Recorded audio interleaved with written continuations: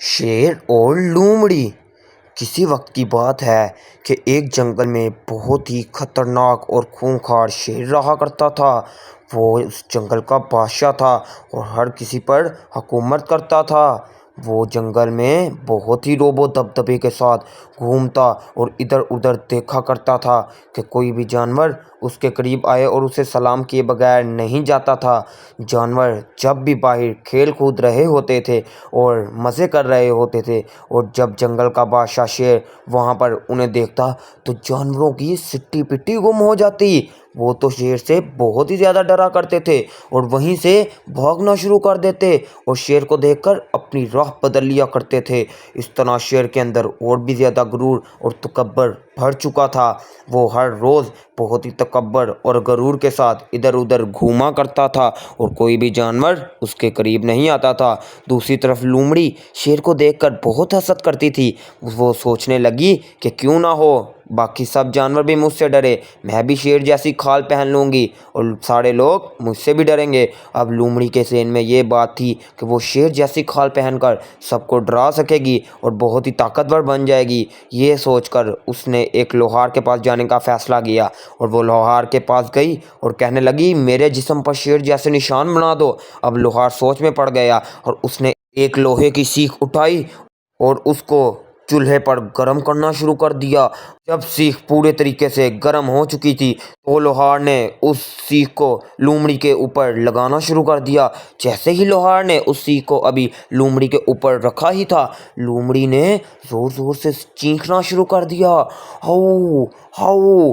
नहीं नहीं लोहार, ऐसा मत करो, तुम मेरे जिस्म पर निशान बनाओ मगर मुझे कुछ भी दर्द ना हो। इस पर लोहार बहुत सोचने लगा और थोड़ी देर बाद सोचने पर कहने लगा कि जाओ तुम रंग करने वाले के पास चली जाओ, वो तुम्हारे जिस्म पर रंग कर देगा। अब लोमड़ी उसकी बात में आ गई और रंग करने वाले के करीब पहुंच गई और कहने लगी, मेरे खाल पर शेर जैसा रंग कर दो। अब रंग करने वाले ने अपनी महारत दिखाई और लोमड़ी की खाल पर सेम टू सेम शेर जैसा रंग कर दिया।